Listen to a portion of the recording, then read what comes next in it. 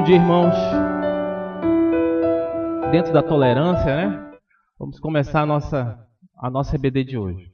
Vamos orar? Aí quem for chegando já vai tomando seu lugar, para que nós possamos começar. Deus amado, muito obrigado, Pai, porque Tu tem cuidado de cada um de nós. Obrigado, Pai, por esse tempo, nessa manhã, e que nós possamos, Senhor, aprender mais de Ti, através da Tua palavra, Pai, que é viva, ela é eficaz, e ela deve fazer diferença na nossa vida, Pai. Como bons cristãos, ó Pai eterno, que nós possamos valorizar esse tempo, aprendendo, nos submetendo e percebendo, ó Deus, que nós somos criatura e Tu é o nosso Criador. Cuida da gente, ó Deus, em nome de Jesus, amém. Então, meus irmãos, nós, na última semana, o irmão presbítero Rendel, nos agraciou com o início dessa lição, tá certo? É uma lição que começa na página 272, né? E ela vai tratar sobre relacionamentos entre pais e filhos. Então vocês observaram, o pastor Joveci trabalhou, acredito que mais ou menos há um mês, 20 dias atrás, relacionamentos entre esposa, marido, família. E o Rendel começou agora com relacionamento entre pais e filhos. Então é um tema muito pertinente, muito atual e que se faz necessário hoje, como também se fez necessário lá no tempo de Jesus, no tempo do Antigo Testamento. A família ela vem sendo construída e ela deve ser alicerçada em Deus, sempre na palavra. Então o nosso manual de autoconfrontação ele não foge disso, ele fala dentro da palavra. E como eu falei, eu fiquei com a segunda parte da lição. Então eu fiquei com a partir da página 281. Mas antes de começar, eu queria fazer tentar traçar um paralelo rápido aqui com os irmãos, de uma experiência interessante que um autor trata. Ele diz que ele pede para a gente imaginar como se o nosso superior no trabalho, a maioria que trabalha, ou um tutor ou um professor chegasse com você e lhe desse uma missão, né? Você está lá trabalhando, sentadinho no seu local de trabalho, e aí ele chegasse lá e dissesse assim para você: olha, bom dia, eu acabei de te promover, você foi promovido, né? E aí você diz assim, e ele vai falar para você: olha, você foi promovido, mas você não tem... eu estou te promovendo sem te avisar. E eu acredito que haveria duas respostas a serem dadas aí, né? A primeira seria: obrigado, né? Eu não estou capacitado para essa missão, para essa promoção. Eu não quero essa promoção aqui no trabalho, eu não quero essa missão. Mas eu poderia também dar outra resposta. Eu poderia dar a resposta para o meu superior e dizer assim: olha, muito obrigado, eu vou tentar fazer o meu melhor. E ele traça esse paralelo mais ou menos assim. Ele diz: é bem parecido quando a gente se torna pai, né? Deus chega conosco e ele diz assim: parabéns, você foi promovido, você agora é pai, né? E a gente diz assim: Senhor, eu não quero essa missão de ser pai. E aí você cria, ou você tem uns relacionamentos com seus filhos de qualquer forma. Agora você pode também dar outra resposta. Você pode dizer: obrigado, Senhor, eu vou tentar dar o meu melhor. Então, na criação de pais, ou no relacionamento de pais com filhos, há toda essa dinâmica em que nós recebemos uma dádiva de Deus, nós recebemos uma bênção que é um filho, tá certo? Mas nós precisamos nos envolver com a criação, nos envolver em ensinar, em buscar na palavra tudo o que é necessário para aquela criança crescer segundo o que a Bíblia e o que a palavra nos ensina que ela deve ser. Então, essa missão, ela envolve muita disciplina, né? Ela envolve comprometimento, ela envolve horas de esforço. E o Rendel falou aqui na semana passada, ele foi muito coerente quando ele disse que é um esforço de repetição, né? Você fala com a criança, daqui a 2 minutos ela está fazendo a mesma coisa. E aí você fala de novo. E você fala novamente. Então, há necessidade de disciplina. E nessa dinâmica que o autor coloca, eu acredito que Deus nos dá os nossos filhos para que nós possamos ser muito tratados, para que a gente possa crescer, para que a gente possa amadurecer como cristãos. Né? Eu não vejo outra motivação para nós termos nossos filhos e passarmos pelo processo de criação. Porque também a gente pode simplesmente viver e deixar a criança ir se criando de qualquer jeito, e nós temos bem noção do que tem acontecido quando as crianças elas não têm orientação e a orientação correta. Algumas lições atrás, eu estou tentando só dar uma introduzida porque a gente vai falar um pouco sobre como os pais, como nós pais, né, como aqueles que ainda serão pais, se Deus quiser, eles provocam a ira nos seus filhos ou a seus filhos, né? Como é que a gente trabalha essa parte como pais e como os filhos devem reagir de forma bíblica a essas situações em que há um desconforto, há uma provocação, né, há uma insistência em algumas atitudes que não são atitudes que a Bíblia nos diz. Esse manual, meus irmãos, ele é um manual que ele é muito bom. Toda vez que eu tenho a oportunidade, e o pastor nos dá a oportunidade de trazer a lição da EBD baseada no manual de autoconfrontação, eu sempre digo isso, ele é uma preciosidade. E ele tem, numa das lições, salvo engano, na lição 8, ele vai nos falar, e é por isso que eu queria destacar agora nesse início, 3 pontos que são fundamentais na vida do cristão. E aí, para lembrar desses 3 pontos, eu sempre associo a... Não sei se vocês já viram, tem um meme agora, ele é antigo, ele não é muito novo, eu acho que é o Batman que dá um peteleco no Robin, né? Tem um memezinho que ele diz pá! E aí eu associei a paf, né? Naquele barulho de um peteleco. E paf é pensar, agir e falar. Então o manual ele vai falar para a gente lá na lição 8 sobre o paf, né? Que é o pensar, agir e falar. Ele diz que numa dessas 3 áreas nós temos problema. Ou nós passamos e desenvolvemos pecados. A gente não se preocupa. Quando a gente não peca no pensar, a gente peca no agir ou a gente pega no falar. Então, no PAF. Tá certo? E aí ele diz para nós desenvolvermos uma constante observação. E agora eu começo a entender por que ele pede para que a gente faça anotações, a gente crie listas, a gente responda os questionários das tarefas. Por quê? Porque nós somos quase que automaticamente levados a não fazer isso. Então, quando a gente não faz ou não observa a tarefa que é sugerida aqui, a gente muitas vezes deixa de tratar alguns pecados que estão muito latentes na nossa vida. A gente esquece. Por quê? Porque a gente não faz o exercício de se autoconfrontar e de se colocar diante de Deus como pecador, numa dessas 3 áreas. Então ele traz para a gente o exercício justamente para saber mesmo se você está fazendo uma autoconfrontação, se você realmente tem parado para pensar ou simplesmente você tem passado a sua vida. Né? Então se você para um pouco, pensa e anota, puxa, olha, essa semana eu realmente não fui eu respondi de forma atravessada para Edilene. Né? E aí ela já me pegou a panela de lá e já sentou para cá, e aí começou um teteretetê lá em casa. Mas a gente não para anotar, a gente não para pensar, a gente simplesmente vai vivendo. É por isso que o manual é de autoconfrontação. E aí no final, quando ele termina uma lição, ele diz, você precisa dar uma observada, porque se você não está incorrendo num desses 3, no PAF, aqui, rapaz, sua vida está muito boa. Você está assim um cristão.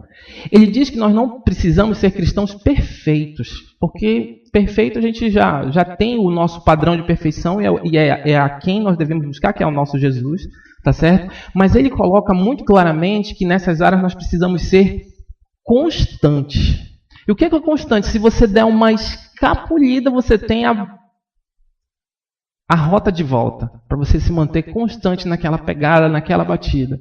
Então aqui, meus irmãos, só para a gente tentar entender o que ele está propondo aqui para a gente. É nos avaliar, ou avaliar a nossa vida como pais. Avaliar a nossa vida na criação dos nossos filhos. E se nós estamos usando a palavra como manual para essa criação. Ou simplesmente estamos vivendo. Então, nós jamais seremos perfeitos, mas nós podemos ser constantes.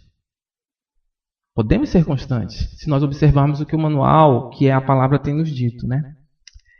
Por que eu trouxe a lição 8? Porque ela vai dando umas direções para a gente. Eu acredito que essa é a 16ª lição que nós estamos passando, mas ela vai trazendo umas diretrizes para nós muito interessantes. A primeira diretriz é essa: nós precisamos ser constantes. Para nós sermos constantes, nós precisamos nos alinhar e tratar essas áreas, no que eu tenho pensado, como eu tenho agido e no que eu tenho falado. Isso é fundamental e vem tratado bastante lá naquela lição. Um outro ponto para a gente começar é também com relação a com que nós temos nos revestido e do que nós temos nos despojado. Vocês têm observado, acho que o pastor passou mais nessas lições do que eu e Rendel e Bruno. Ele falou muito aqui do que eu tenho. Lembra que teve uma lição que ficou, do que você tem se revestido, do que você tem se despojado. Né? Então, o que você tem trazido para a sua vida da palavra e o que você tem feito o quê? O que você tem deixado de praticar na sua vida em detrimento disso? A lição de hoje...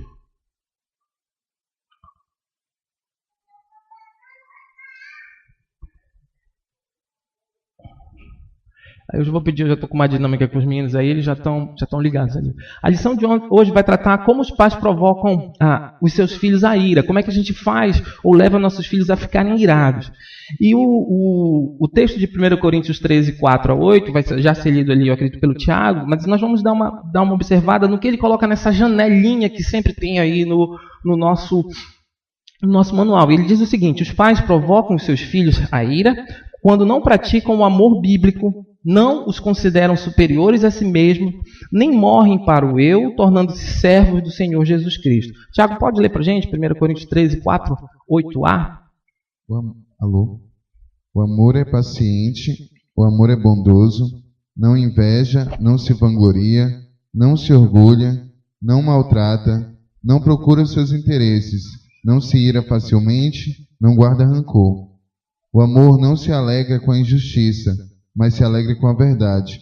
Tudo sofre, tudo crê, tudo espera, tudo suporta. O amor nunca perece, mas as profecias desaparecerão, as línguas cessarão e o conhecimento passará. Então eu destaquei aqui que não praticam o amor bíblico, não os consideram superiores a si mesmos, nem morrem para o eu. Quando é que nós provocamos os nossos filhos a ira? Quando a gente esquece de amá-los da forma bíblica. E aí a forma bíblica de amar, ela envolve várias coisas. Ela envolve o amor, ela envolve o relacionamento, ela envolve a disciplina. Isso é amar. E aí ele traz o texto de Coríntios para dizer para a gente: será que nós estamos nos envolvendo com a nossa família, com nossos filhos, ao ponto de matar o meu eu? E me tornar servo de Jesus? Será que eu estou me envolvendo? Ou será que eu sou tão orgulhoso ao ponto de entender que talvez o meu filho não seja superior a mim e eu não devo servir? E quando você olha para a palavra, você vai entender o que é ser superior? Porque quando eu entendo que ele é superior e eu faço isso, eu estou agindo com um amor bíblico e eu estou sendo servo para ele. E eu estou ensinando a ele que ele também deve ser o quê comigo? Servo. Então, amar é isso, amar de forma bíblica. Só que a gente normalmente tem preferido, muitas vezes, assistir o programa da Super Nanny, né? Então, não, vamos para a palavra. A palavra está dizendo, olha, você precisa amar os seus filhos de forma bíblica. Você precisa ser um servo e ensiná-lo a ser servo também. E dessa forma, a gente acaba não provocando a ira nos nossos filhos. E aí ele faz uma pergunta, ele coloca aqui uma afirmação: você pode provocar o seu filho a ira quando falha em demonstrar diante dele o amor bíblico, como foi falado já em 1 Coríntios 13, de 4 a 8, que é o texto que a gente está usando como base. Então, o primeiro ponto aqui, meus irmãos, como é que você você provoca o seu filho à ira. Quando você é impaciente, quando você reage de forma a deixar o seu filho esperando, ou você não quer tratar ou ter aquele tempo com ele, você prefere atropelar, você prefere ocupar o seu tempo com outras coisas, você é impaciente com o seu filho. Então, você automaticamente, quando você tem essas atitudes com a criança ou com o filho, até quem sabe maior um pouco, você está fazendo com que a ira possa ser criada dentro daquele coração. Você pode estar provocando aquele coração à ira. Então a gente tem que ter muito cuidado. Quais são os limites hoje das reações que nós temos? E que a Bíblia está dizendo, olha, você precisa agir com amor, um amor bíblico. Então quando nós somos impacientes, quando nós somos desatenciosos, tá certo? Porque quando nós somos desatenciosos, a gente acaba... não, menino, fica por aí mesmo, a gente não dá a devida atenção, e isso pode causar ou trazer a ira ao coração da criança, né? Meus irmãos, o destaque aqui é que o amor ele requer relacionamento, principalmente o amor entre pais e filhos. Não dá para você conviver ou ter uma convivência de amor se você não se relacionar. Então, ser impaciente, ser desatencioso. O que diz lá em 2 Timóteo 2,24? Ao servo do Senhor não convém brigar, mas sim ser amável para com todos, apto para ensinar, paciente. Então, ali está uma diretriz. A gente precisa estar apto a ensinar e a gente precisa ser paciente. Essa outra observação que é feita no manual, ela também é bem interessante. Pô, foi tudo ótimo, que aí o pessoal já vai adiantando ali, ó. Sendo ciumento. Né? Aquele pai que tenta provar que ele é melhor que o filho. Vocês já prestaram atenção, né? Ele é melhor no videogame, ele é melhor no futebol, ele é melhor na matemática. Ele está provocando, ele está tentando provar para o filho que ele é melhor, porque ele está com ciúme daquela criança. Quando ao contrário, ele tem que fazer o quê? Ele tem que se relacionar ao ponto de dizer, olha, filho, você pode ser melhor do que o papai no videogame, quem sabe? Ou você pode ter mais versículos decorados do que o papai ou a mamãe. Mas algumas vezes nós temos preferido o quê? Ser contenciosos, ser ciumentos, disputar com o filho o que a Bíblia não está dizendo para a gente. O que diz lá em Tiago 3, 13 a 18, dona Ingrid? Quem é sábio e tem entendimento entre vocês, que o demonstre por seu bom procedimento, mediante obras praticadas com a humildade que vem da sabedoria. Contudo, se vocês abrigam no coração inveja amarga e ambição egoísta, não se gloriem disso, nem neguem a verdade. Esse tipo de sabedoria não vem dos céus, mas é terrena. Não é espiritual, mas é demoníaca. Pois onde há inveja e ambição egoísta, aí há confusão e toda espécie de malhas. Mas a sabedoria que vem do alto é antes de tudo pura. Depois, pacífica, amável, compreensível, cheia de misericórdia e de bons frutos, imparcial e sincera. O fruto da justiça semeia-se em paz para os pacificadores. Então, olha só o final desse versículo. O fruto da justiça se semeia em paz. Esse é o tipo de texto, meus irmãos, que ele deve ser colocado no para-brisa do carro, né? No para-brisa não pode, né? Tem que ser na parte de trás lá do carro. Esse é o tipo de texto. Ele dá uma aula aqui pra gente do que é você ter um relacionamento. Você não deve ser contencioso, você não deve ser invejoso, você deve pregar o evangelho aos seus filhos de forma que esse fruto seja semeado em paz. Só que o que tem acontecido? A gente tem optado muitas vezes em ser contencioso, em discutir algumas coisas que não são para discutir. E ele vai falar aqui para nós justamente que por muitas vezes nós queremos transgredir esse princípio e discutir com nossos filhos, ter ciúme, brigar por coisas que são tão sem importância. Ele coloca aqui também, olha, contando vantagens, dizendo algo como minha vida era muito mais dura quando eu tinha a sua idade. A gente tem muito isso, né? Não, rapaz, quando eu tinha a tua idade, menina, eu já carregava 50 léguas de água na costa, né? Não que os nossos filhos devam ser mimados hoje. Aqui não é porque a gente carregava mesmo. Eu acredito que teve muita gente como eu que carregou água porque faltava água, né? Mas graças a Deus, em alguns locais né, não tem faltado água, a gente já tem água encanada. Então, hoje, a vida deles, se for possível, ela pode ser o quê? Menos... há uma quantidade menor de dificuldades, das quais eu lembro como se fosse hoje, meus irmãos. Meus pais saíam para trabalhar e havia racionamento de gás de cozinha.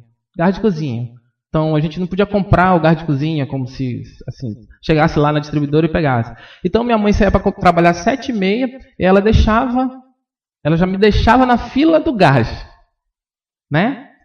Mas a fila do gás, meus irmãos, já tinha gente que chegou lá às 4 horas da manhã, né? Então, assim, a fila do gás era muito grande. Então, eu ia conseguir pegar o gás lá para 11h30 da manhã. E era legal, né? Porque a gente passava lá na fila, mas tinha os outros também, então ficava brincando, mas estava na fila lá do gás. Mas a pior parte não era essa de esperar, era de levar o gás para casa. Né? Que a gente tinha que levar o gás. Aí o gás que a gente tinha carro, era empurrando, rolando pela rua. Só que, assim, hoje, se o seu filho não vai precisar passar por essa situação, não é por conta disso que você vai ficar jogando, menino, nesse tempo, não sei o quê, não há necessidade, porque é o que ele vem dizer. Lá no título ele vai falar, você pode provocar o seu filho à ira quando você falha em demonstrar o amor de Deus e o seu amor por ele, fazendo esse tipo de observação que não leva a nada. Simplesmente ele pode ficar, meu pai toda hora fica me comparando com ele, sem necessidade. Por quê? Porque, graças a Deus, a gente deve glorificar e dar graças a Deus. Por quê? Porque talvez aquela criança não vai precisar passar por essa situação que a gente passou. Nós não devemos deixar de mostrar como foi o nosso passado, quais foram as dificuldades que nós passamos. Mas o que ele está propondo aqui, dizendo para a gente, é que a gente não deve ficar contando vantagem sobre os nossos filhos disso aí. Que é o que diz lá em 2 Coríntios 10:18. Pois não é aprovado quem a si mesmo se recomenda, mas aquele a quem o Senhor recomenda. Então, eu ficar me recomendando, ele está dizendo, olha, não é legal, não é aprovado. Desculpa. Sendo arrogante, dizendo algo como, vamos fazer do meu jeito, porque eu sou mais esperto e mais velho que você. Né? Às vezes a gente é arrogante, né? A gente acredita que algumas coisas a gente saiba fazer muito melhor que os nossos filhos. E não os deixa desenvolver. E outra coisa, às vezes a gente não é só arrogante, nós somos orgulhosos. Né? Então tem que ser do meu jeito. Se não for do meu jeito, não vai funcionar. Entendeu? Ainda que eu esteja tentando colocar uma bola num quadrado. Eu vou forçar, eu vou cortar, eu vou quebrar, mas vai ter que entrar do jeito que eu quero. Entendeu? Eu não assisto tantos filmes, mas eu estava assistindo um filme um dia desse e o garoto tinha uma ideia boa. Ele tinha uma ideia boa, mas o pai dele disse, não vai ser desse jeito, tu vai agora, só porque tu teve essa ideia, tu vai agora capinar esse terreno todinho aqui. Entendeu? Não funciona assim. A ideia do rapaz era boa. Entendeu? Então, o incentivo aos nossos filhos, muitas vezes, ele é bom para que eles desenvolvam. Mas quando eu começo a querer forçar do jeito, naquilo, claro, que nós podemos ponderar, eu vou acabar fazendo o que o título está dizendo. Eu vou acabar provocando a ira. O meu filho sem a devida necessidade. Que é o que diz lá, a gente já leu, né? Romanos 1:30? Não? Então, Dani, por favor. Caluniadores, inimigos de Deus, insolentes, arrogantes e presunçosos. Inventam maneiras de praticar o mal, desobedecem a seus pais. Então vocês observam, às vezes a gente é arrogante, a gente é caluniador. Eu vou logo trazer todo mundo aqui. Então, outra parte é praticando ações inconvenientes. Isso aqui acontece muito, né? Às vezes a gente quer dar uma de engraçadinha e acaba envergonhando os nossos filhos, né? Rebaixando os nossos filhos por comentários ruins. E isso pode provocar a ira. Então vocês estão observando aqui que são práticas que nós não devemos ter, mas que quando elas são desencadeadas, elas podem causar o que? Ira nos nossos filhos. Efésios 4:29, aí já pode ir procurando Filipenses 2:3-4, por favor. Nenhuma palavra torpe saia da boca de vocês, mas apenas a que for útil para edificar os outros, conforme a necessidade, para que conceda graça aos que ouvem. Então, a palavra torpe aqui do texto não é somente palavrões, né, mas palavras que denigrem, né, palavras que fazem com que com que o seu filho seja rebaixado, né, assim, seu cabeçudo, né, o seu, sei lá, inútil, né. Então, muitas vezes a gente rebaixa nossos filhos sem necessidade. E isso pode desencadear o quê? A ira neles, impondo o seu parecer. Por exemplo, insistindo que o seu filho ou sua família façam apenas aquilo que você quer fazer. Então, às vezes, a gente quer forçar todo mundo. Olha só, gente, como é que é? Todo mundo ir pro futebol comigo. Não, tem que ir fulano, ciclano, beltano pro futebol porque é desse jeito. E aí eu não meço e não tenho limite para que todo mundo esteja às 16 horas dentro do carro comigo pronto porque eu quero ir pro futebol e tem que ser do meu jeito e os meninos têm que ir comigo. Que é totalmente diferente, tá todo mundo 8, 9 horas já na porta da igreja batendo para entrar no EVD, né? É totalmente diferente. Nessa eu realmente tenho que estar junto, eu tenho que incentivar, eu tenho que motivar, eu tenho que preparar todo o ambiente. Mas algumas coisas que nós temos como... eu lembro como se fosse hoje. Já havia algumas situações, meus irmãos, eu não vou mentir para vocês. Meu pai, ele tem... hoje ele está com 93 anos. Então ele tem idade de ser meu avô, né? Mas ele tem 93 anos, ele é meu pai, né? Mas um detalhe do meu pai é que ele, toda tarde, a minha avó morreu com 99. Né? Então eu estou assim, né? Depois de 70, o Senhor, se me der alguma coisa, eu estou no lucro, né? Porque, vamos lá. E ele está bem assim, lúcido e tudo. E a minha avó, domingo à tarde, gente, na hora do melhor sono, sabe? Entendeu? O meu pai, ele convocava a família toda. Entra todo mundo no carro e vai para a casa da vovó. Mas não tinha dia que eu realmente não queria ir com ele. Entendeu? Mas nem por isso. Mas era do jeito que ele queria. Era do jeito que ele achava certo. E do meu jeito, e hoje eu entendo que a gente podia ir de 15 em 15 dias. Entendeu? Mas naquele tempo ele fazia assim, ele deixava... Aquilo tinha que ser do jeito dele. E eu, graças a Deus, louvo a Deus pela vida do meu pai, né? E falo com ele... não vou dizer que falo todo dia, porque realmente eu não falo, né? Mas assim, eu falo sempre que possível. Mas algumas coisas, meus irmãos, que nós forçamos os nossos filhos a fazer e que provocam o quê? A ira neles. Sendo que poderiam ser o quê? Negociadas. Poderiam ser conversadas. E que não são fundamentais. Que é totalmente diferente, e a gente vai avançar aqui para ver daqui a pouco o outro lado, né? Que é o lado dos filhos também. Tá? Mas assim, só para a gente entender que muitas vezes nós provocamos a ira nos nossos filhos simplesmente porque a gente quer que o que valha é o nosso parecer. Quando, muitas vezes, isso aqui pode ser negociado. Mantendo o registro de ofensas. A gente leu Filipenses? Não, então pode ler.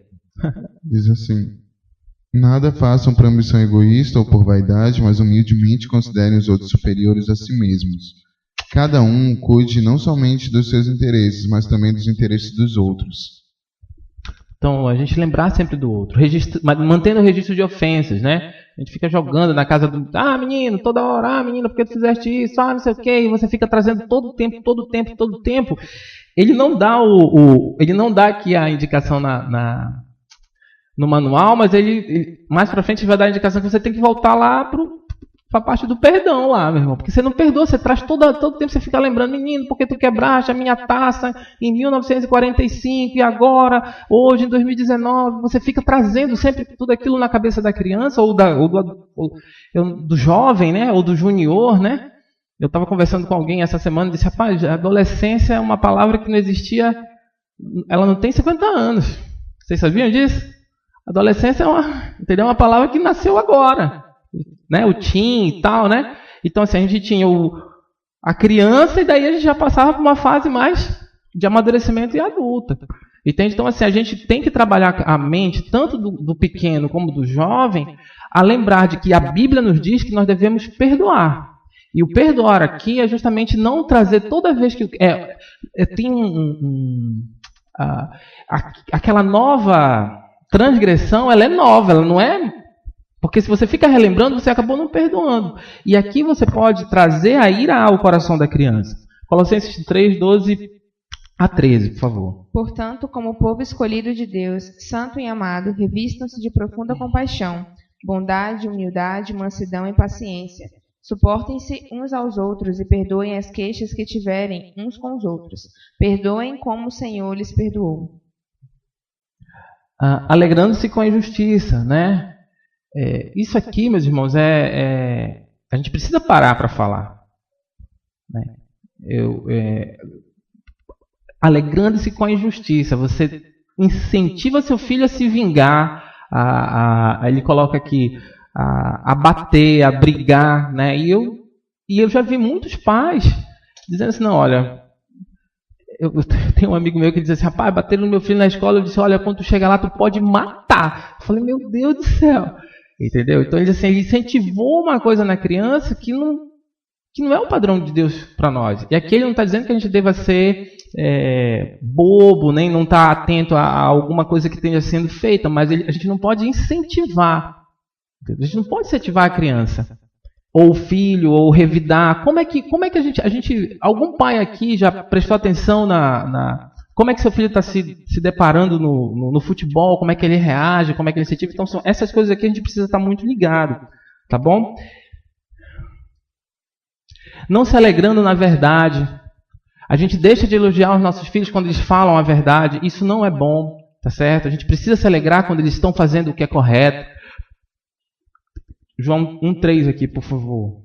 Muito me alegrei ao receber a visita de alguns irmãos que falaram a respeito da sua fidelidade, de como você continua andando na verdade. Aí já pode partir para Gálatas 6,2, que eu vou comentar aqui, se deixando de suportá-lo. Levem os fardos pesados uns dos outros e assim cumpram a lei de Cristo. Então a gente muitas vezes com os nossos filhos, meus irmãos, nós não os suportamos quando eles não atendem às nossas expectativas. A gente traça umas expectativas que às vezes são fora da capacidade. E a gente traça acreditando que eles possam chegar lá. E quando eles não chegam lá, o que a gente faz? A gente acaba deixando de suportá-los, deixando de ter paciência com eles, porque eles não atingiram as nossas expectativas. E isso pode causar a ira neles. Então, meus irmãos, vocês vão prestando atenção que ele está construindo aqui, dizendo assim, olha, não façam essas coisas. Não façam essas coisas. O K, cultivando o descrédito e perdendo a esperança. Cultivando o descrédito e perdendo a esperança. Né? Não sei se eu apertei alguma coisa, mas a gente continua aqui, o pessoal tem um manual e a gente vai ajustando lá em cima. O que acontece em 1 Coríntios 13, 7? Por favor, 1 Coríntios 13, 7. Você tem que ir para o celular agora. Porque como desligou... opa, voltou. Saiu.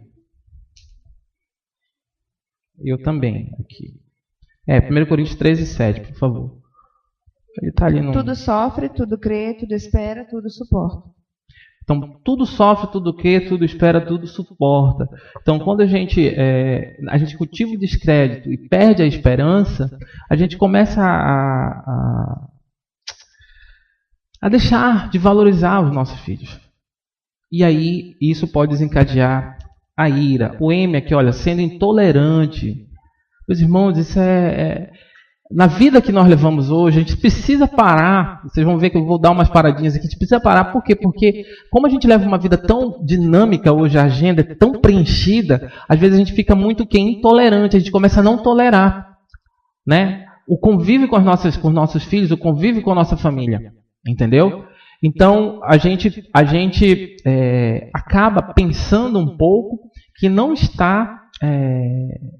sendo justo, e a gente realmente não está sendo justo quando a gente para pensar. Quando a gente para pensar um pouco nisso. Então, assim, não seja intolerante com seu filho.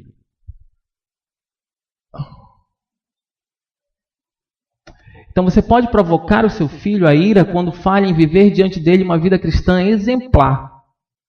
Uma vida cristã exemplar. Será que nós temos vivido uma vida exemplar diante dos nossos filhos? 1 Timóteo 4,12, por favor. Ninguém o despreze pelo fato de você ser jovem, mas seja um exemplo para os fiéis na palavra, no procedimento, no amor, na fé e na pureza. Eu acho que é outro versículo que a gente precisa estar bem junto. Agindo com hipocrisia é a primeira chamada de atenção. Isso aqui, meus irmãos, já é autoconfrontação pura. Você precisa se confrontar sempre para saber como você está agindo. Muitas vezes você está pedindo uma coisa do seu filho, mas você age de completamente diferente. Tá? Nós vamos deixar aqui um pouco Mateus e vamos já para o próximo aqui, que é o mentindo a seu filho ou pedindo que ele minta seu mandado. Quantas vezes, menino, diz que eu não estou, né? Ciclano ou Beltrano estão batendo na frente e diz que eu não estou. Isso é uma coisa que a gente precisa estar muito ligado, porque o exemplo que a gente faz, o que a gente dá aos nossos filhos é o que eles vão acabar repetindo. Então, quando você, na verdade, mente ou pede que ele minta, você está ensinando seu filho a pecar. Você está fazendo com que você está sendo uma pedra de tropeço para o seu filho. Efésios 4, 15 e 25, por favor. Antes, seguindo a verdade em amor, cresçamos em tudo naquele que é a cabeça, Cristo. 25. Portanto, cada um de vocês deve abandonar a mentira e falar a verdade ao seu próximo, pois todos somos membros de um mesmo corpo. Isso não é nem para a gente falar, né? Mas a gente precisa falar para lembrar. A gente não deve mentir e nem ensinar os outros a mentir. O próximo, a letra C, discutindo com o seu filho ou discutindo com o seu cônjuge na presença do seu filho. Isso é uma coisa, meus irmãos, que é uma regra. Você discute com o seu filho, discute com a sua esposa ou com o seu esposo na frente das crianças. O que você está ensinando para ele? Qual é o exemplo que você está dando? Você está dando um exemplo de que isso é lícito, é válido, quando na verdade não é. Então, isso pode ser, pelo seu exemplo, você pode criar na criança aquela ideia de que é legal discutir, a gente pode discutir de qualquer forma, a gente pode brigar, entendeu? Então, assim, lá na nossa casa a gente tem uma regra, que é a regra do mesmo cômodo, né? Então, a gente não fala as coisas de um cômodo para o outro, porque senão você tem que gritar. Então, a gente, não, olha, para um pouco, vai lá junto com a pessoa e conversa com ela. Porque se você começa a gritar, a criança também começa o quê? A desenvolver essa prática. E quando você vê, você começa a viver num manicômio. Né? Você está vivendo num manicômio, todo mundo gritando, você senta para comer, uma gritaria, uma loucura. Então, assim, ele está dizendo, olha, não discuta com seu cônjuge na frente do seu filho. Porque você está mostrando para ele que é desse jeito que tem que viver. Assim, eu tenho um testemunho para dar. A gente tenta lá em casa justamente fazer isso. Não gritar de um cômodo para o outro. Porque aí era para trazer a panela e diz que eu bati a canela, aí a gente vai correndo e aí é aquela loucura. Então, assim, isso são coisas que a gente precisa ensinar às nossas crianças, a gente precisa ensinar aos nossos filhos, né? Caçoando, eu achei legal. Caçoando do seu filho, né? Que é uma palavra que a gente não usa tanto, não é tão corriqueira, mas muitas vezes a gente fica caçoando dos nossos filhos. A gente fica fazendo pouco dele, gozando dele. Né? Fazendo cócegas, achando que a coisa mais legal do mundo é fazer cócega, que a criança está ficando irada, ou o teu filho maior um pouco já está ficando, passou a fase, mas ele dá aquele guti-guti, aí pega, o menino tem 30 anos. Não funciona, está caçoando, né? Então, assim, ele está mostrando aqui que gente, aqui o link isso pode trazer ira ao coração. Você pode levar o outro a, quem sabe, pecar. Tá certo? É totalmente diferente de pegar uma Ana Júlia, o Benjamin, o Davi, a Cecília, né? É totalmente diferente. Agora esse negócio de estar guti-guti, meu filho, o menino tá para, né? Ele como bom, né? Bom, ô mãe, ô pai, né? Meu Deus, eu desce, né? Então, isso aqui é uma verdade. Efésios 6:4, por favor. Pais, não irritem seus filhos, antes criem-nos segundo a instrução e o conselho do Senhor. Pronto.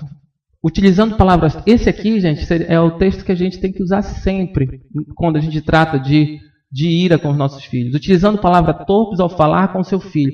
Isso aqui a gente não precisa nem parar muito para falar. A gente não precisa nem parar para falar. Só de ler a gente já entendeu. Como é que a gente tem falado com nossos filhos? Quais são as palavras que nós temos usado? Como tem sido o nosso tratar? Né? Será que o meu filho não aprendeu a falar um palavrão por minha causa, ou pelo meu exemplo? Então é um ponto a parar e pensar, tá? Mostrando parcialidade no trato dos filhos. O texto que ele coloca aqui, a gente só vai passar, mas é Jacó e Esaú, né? Havia uma parcialidade no trato. Então, um gostava mais de Jacó, o outro gostava mais de Esaú. E aí ficou aquela... né? Quantas vezes eu por enquanto só tenho uma filha, né? Então ainda não tive essa experiência de quem sabe, né? Mas assim, aqui é a paz, que provocam a ira nos corações dos filhos. Por quê? Porque eles têm um tratamento desbalanceado com os filhos. Eles têm um trato parcial, não é imparcial, entendeu? E aqui eu vou abrir só um parêntese rapidinho ali, para lembrar, as tarefas também elas têm que ser meio que igualitárias. Não pode deixar o Joãozinho com um monte de tarefa e o Pedrinho, porque ele nasceu de olho azul, né? Não era pretinho nem feinho, igual... estou falando aqui, fazendo uma parte minha, né? Minha irmã tem uma irmã que ela é mais clara, né? Então diz, pô, mãe, só porque eu sou preto, né? A outra é branca e tal, né? Mas assim, mas ela trabalhava igual, isso é só pra gente dar uma... Mas assim, são essas coisas que são muito perigosas. Eu começo a tratar meus filhos de forma parcial. Eu corrijo de um jeito, aí no outro eu dou uma maciada. Eu levo a ferro e fogo de um lado e do outro eu na verdade estou, quem sabe, provocando a ira no coração de um e fazendo com que o outro seja um mimado. Um mimado. Isso aqui, meus irmãos, é a palavra que está dizendo para a gente. Ela está falando para a gente que a gente não deve ser tratado de forma imparcial, porque nós sabemos o que aconteceu na história de Esaú e Jacó. Até essa história ser refeita, foi muita luta, foi muita perseguição, foi muito pecado. Então, a gente tem que ter muito cuidado quando a gente demonstra parcialidade, ok? Aí a gente passa para o próximo tópico. Você pode provocar o seu filho à ira quando procura ser a autoridade final na vida dele e deixa de mostrar a seu filho a importância de seguir ao Senhor. Meus irmãos, a autoridade final na vida do nosso filho não é você, é Cristo, é o Senhor. Se o seu filho entender que ele tem que seguir a Cristo através da sua vida, no sentido de que você mostra quem é a autoridade final e por que você está ensinando aquilo para a criança ou aquilo para o seu filho, como seguindo a Cristo, ele vai começar a dizer, não, olha, meu pai me ensina dessa forma, meu pai faz dessa forma, porque isso agrada ao Senhor. Ele não vai ficar fazendo porque ele agrada, vai agradar ao Pai, claro, porque está agradando ao Senhor, mas ele começa a entender realmente quem é o referencial para ele. Por favor, Tiago 1, 22 a 25. Sejam praticantes da palavra e não apenas ouvintes, enganando-se a si mesmos. Aquele que ouve a palavra, mas não a põe em prática, é semelhante a um homem que olha a sua face no espelho e depois de olhar para si mesmo, sai e logo esquece a sua aparência. Mas o homem que observa atentamente a lei perfeita, que traz a liberdade, e persevera na prática dessa lei, não esquecendo o que ouviu, mas praticando, será feliz naquilo que fizer. Então, olha só, a importância é o Senhor, a referência é o Senhor. Mantendo um duplo estilo de vida ao exigir que o seu filho sirva continuamente, enquanto você mesmo está falhando em ser um servo para com ele e as demais pessoas. A gente exige dos nossos filhos uma coisa e em contrapartida a gente não faz a mesma coisa. A gente não serve da mesma forma a nossa família. Nós precisamos ser o quê? Nós precisamos servir a nossa família e ensinar a nossa família a servir a todos ali dentro. Então, o ponto aqui é o quanto eu tenho servido ao meu irmão que está na minha família. Quanto é que eu tenho? Qual é o ponto que eu tenho chegado? Será que eu tenho lá da janelinha, lembra da janelinha que eu destaquei no início? Será que eu tenho matado o meu eu aqui por conta de servir a minha família? Ou eu simplesmente tenho exigido que todos sirvam a mim e eu lá sou o rei? Quando nós sabemos quem é o nosso rei. Isso aqui é um ponto para a gente parar e refletir. Se autoconfrontar aqui. Como é que tem sido o meu tratamento dentro da minha casa como servo da minha família? Como servo da minha família. Será que nós temos servido as nossas famílias? É bom parar e pensar. Tratando seu filho como algo que lhe pertence ou impondo as suas expectativas. isso aqui é uma coisa que eu sempre penso. O manual aqui é muito, muito precioso por conta disso. Eu sempre penso nisso aqui. Será que nós não temos traçado expectativas para os nossos filhos, que são expectativas que nós queríamos ter alcançado? E por conta disso, a gente traça essas expectativas e aí a gente impõe isso a eles e eles não alcançam, a gente faz o que aconteceu lá, a gente acaba deixando de lado a criança, ou sendo intolerante porque ela não chegou aonde, ou o filho não chegou onde a gente queria. Ah, não, eu queria ser engenheiro. Não, meu filho vai ter que ser engenheiro. Entendeu? Mas eu duvido que você diga assim, meu filho não, ele quer ser professor. Né? Todo mundo fala, não, eu não quero que meu filho seja professor. Por quê? Entendeu? Se ele pode ser o melhor professor e se a nossa cosmovisão for a cosmovisão alinhada, a cosmovisão correta, será que aquele professor ali não vai fazer a diferença na vida de muitas pessoas? Sendo um bom cristão. Vocês observaram em que nível chegou em detrimento do que nós queremos e do que os nossos filhos querem? E a gente pode com certeza provocar a ira, porque lá no final ele vai dizer, poxa, meu pai podia ter deixado eu ser professor. Agora eu sou um arquiteto que eu não queria ser. Entendeu? Então aqui, meus irmãos, é muito ruim, é muito nocivo nós traçarmos as expectativas para os nossos filhos naquilo que nós queríamos. Quando muitas vezes há uma liberdade para que eles entendam. Não, eles entenderam que aquilo era o que eles querem e a gente incentiva. A gente tem que ter muito, muito cuidado. Por quê, meus irmãos? Porque nós não somos a autoridade final, lembram? A autoridade final é o Senhor. É Ele que é a autoridade final. Ele está dizendo, olha, não provoquem a ira nos filhos de vocês. Tá? Vamos lá.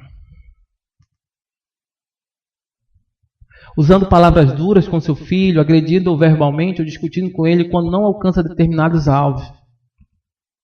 Assim, é muito autoexplicativo aqui, meus irmãos. Não tem muito o que falar, mas vamos ler aqui o texto, Efésios 4, 15, 29 e 31, para a gente fechar essa parte. Antes, seguindo a verdade em amor, cresçamos em tudo naquele que é o cabeça, Cristo. 29.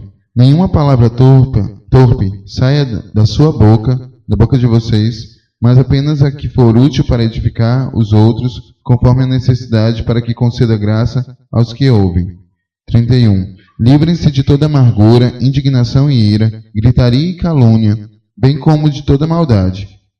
Então, olha só para a gente abrir aqui um parêntese. O que ele está dizendo aqui é quando você usa palavras torpes ou palavras que denigrem o seu filho, é totalmente diferente de quando você usa palavras para ensinar. Vamos lá, vamos para frente, não, foco, menino, estuda. Não é isso, é como eu falo isso.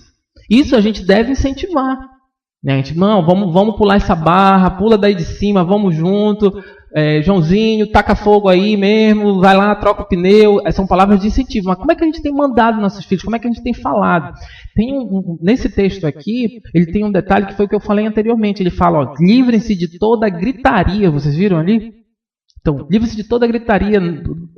Você viver gritando, aquela mãe que vive esbravejando, aquele pai que vive tratando mal a mulher, e o menino não consegue nem assimilar direito, que é tanto. Teve alguns anos atrás, eu tive a experiência de conviver com um casal, e a menina deles, a mãe dela, ela só falava gritando. Ela só falava gritando. Ela não conseguia falar com a menina, nem chamar a atenção num tom que desse orientação para a criança, fosse sério para a criança, mas que pudesse ser falado num tom em que todo mundo conseguisse. Então, a casa, meus irmãos, era uma loucura. Porque a menina ela começou a travar os dentes, de tão nervosa que ela ficava. Então, assim, não estou dizendo aqui que nós não devemos incentivar nossos filhos, mas qual tem sido as palavras que nós temos usado? Será que nós temos só agredido? Ou nós temos observado que ele está falando ali, olha, se livrem da gritaria, se livrem disso. Entendeu? Então, a atenção aqui quando eu faço isso, eu tenho quase certeza que eu estou provocando a ira no coração do meu filho. Eu estou dizendo para ele, olha, e outra coisa, eu estou fazendo com que ele repita isso. Eu estou dando demonstrações com o meu exemplo de que ele pode repetir essa gritaria. E aí você vê aquelas crianças que em casa são desesperadas, mesmo gritando e tal, que é totalmente diferente, meu irmão, da alegria da criança. Tá? A gente sabe que a criança ela é alegre, ela brinca e tal, mas assim, como é que a gente tem tratado nossos filhos em casa? Eu sempre quero apontar. Comparando seu filho a você mesmo ou outros para lhe mostrar como ele está deixando de atingir os padrões que você estabeleceu. Mas o filho do Henrique, aquele menino, agora tu. Né? Então a gente começa a comparar as crianças, começa a comparar só para. Normalmente, né? A gente tem essa experiência de que normalmente a gente nunca compara para cima, né? A gente sempre tenta comparar o filho do outro, a grama do vizinho sempre ela é mais verde, né? Então sempre a gente não conhece muito, mas a gente sempre compara com o outro e diz assim: mas esse menino podia ser que nem o Juquinha, né? Mas ele não é igual ao Juquinha. E aí você começa a trabalhar com o seu filho de uma forma incorreta e principalmente você pode provocar o seu filho à ira, tá? Vou pular aqui, tá, gente? Me ajudem aí. Agora, no ponto 4, ele vai falar que você pode provocar o seu filho à ira quando age de maneira inconsistente diante dele ou para com ele, falhando em cumprir a sua palavra e tornando-se uma pessoa em que seu filho não pode confiar. Né? Então é aquele famoso eu prometi e não cumpri. Né? Eu prometi e não cumpri. Ou eu prometi só para o menino parar de perturbar. Entendeu? Não, vou prometer que ele vai parar de perturbar. Aí, pai, tal coisa. Não, filho, esquece. Naquele momento lá era só para tu parar de me perturbar. Entendeu? Então a gente às vezes faz essa promessa e a gente começa a ensinar a criança que a gente pode prometer e não cumprir o que a gente fala. Entendeu? E aí automaticamente a criança vai ficar aborrecida ou o jovem vai ficar aborrecido. Por quê? Porque você prometeu uma... E às vezes, gente, são coisas simples que a gente promete e a gente não cumpre. Entendeu? E a gente promete, não cumpre, só promete para se livrar do problema naquele momento. Né? Mateus 5,37. Se alguém pegou aí, por favor. Seja o seu sim, sim, e o seu não, não. O que passar disso vem do maligno. Sim, sim, não, não. E o que passar disso é do maligno. Então é mentira. O pai da mentira, a gente ensina para a criança, é o diabo, né, meus irmãos? É o acusador, é Satanás. Entendeu? Então o que a gente tem ensinado aos nossos filhos? Né? O que a gente tem ensinado aos nossos filhos? A gente tem sido, é desse jeito, filho, papai vai cumprir desse jeito. Tá certo? Ou, não, nós vamos fazer isso e vai acontecer daquele jeito. Entendeu? Não, eu não prometo que você não pode cumprir. Né? Não faça esse voto no que você não pode cumprir. Falhando em aplicar a disciplina bíblica necessária ou disciplinando quando você está irritado ou irado. Isso aqui a gente não precisa falar nada. Né? Quando você não disciplina, você falha. Quando você não disciplina, você também falha. Tá certo? Tá. Deixar de disciplinar, entendeu? É perigoso. A disciplina bíblica é muito perigoso.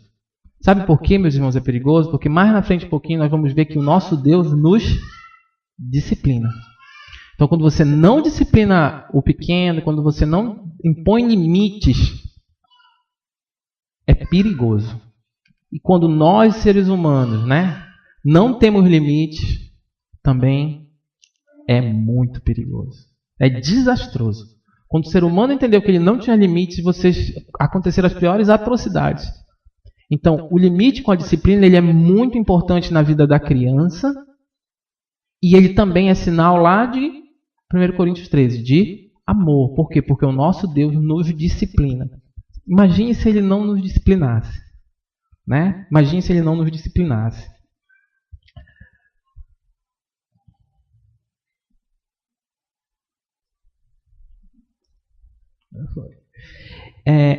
Sendo imprevisível ou inconsistente no falar e no agir. Aí ele dá um exemplo. Por exemplo, ora mostrando pouco ou nenhuma reação à desobediência do seu filho, ora ficando visivelmente transtornado, usando palavras não amáveis e o punindo em vez de restaurá-lo. Então, sendo imprevisível Você não tem você não é previsível na hora de corrigir. Você é imprevisível. Quer ver um exemplo de imprevisível na hora de corrigir? Como é que você corrige seu filho?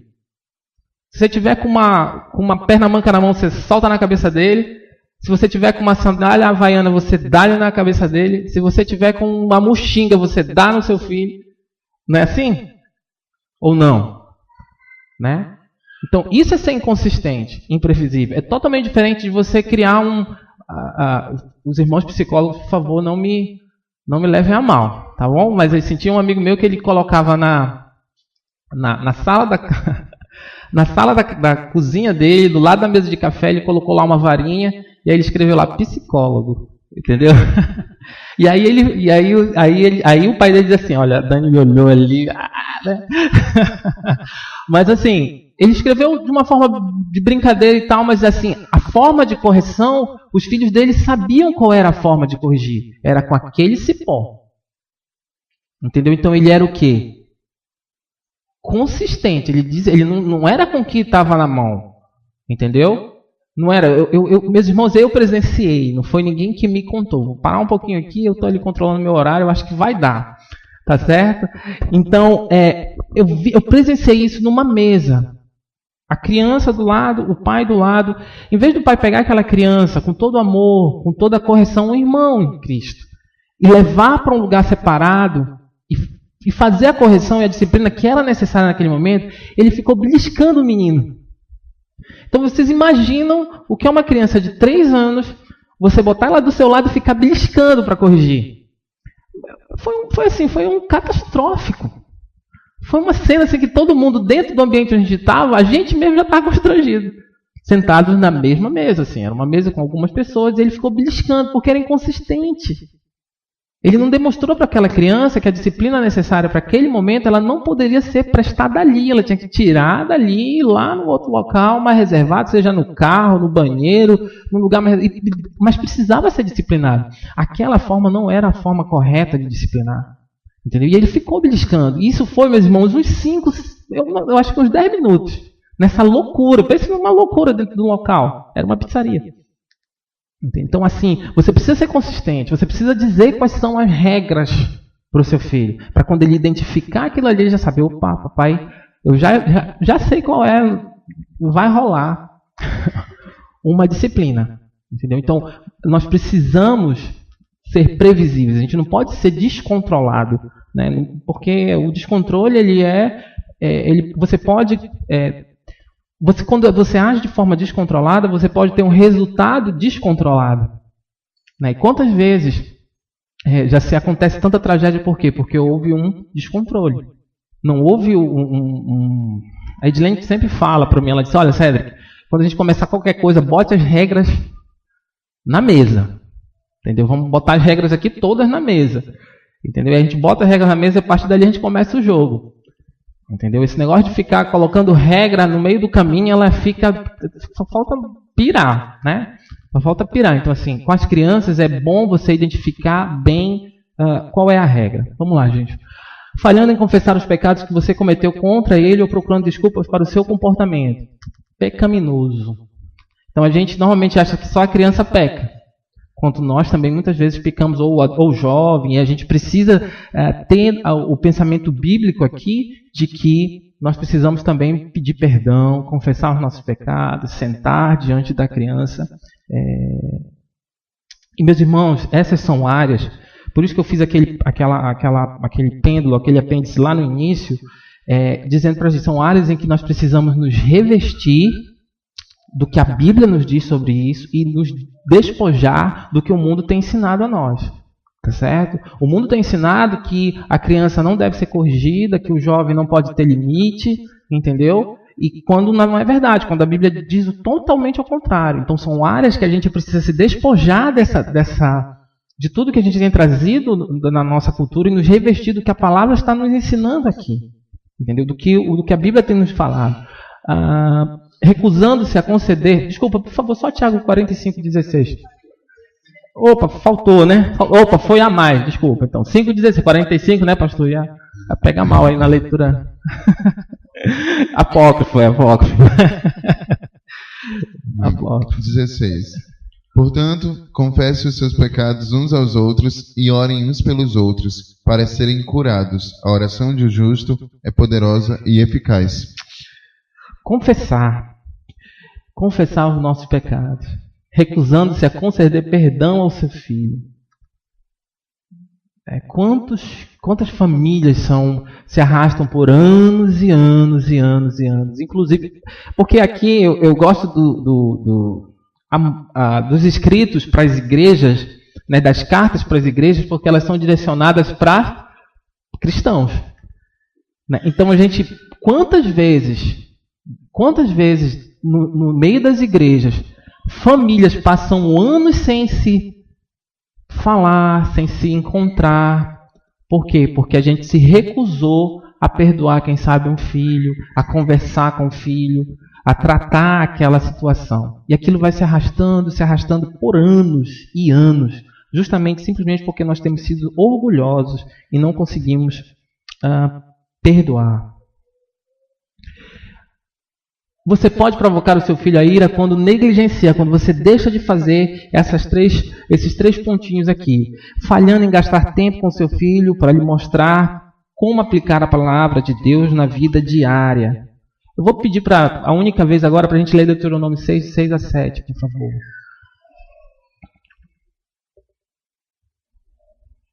Que todas estas palavras que hoje lhes ordeno estejam em seu coração.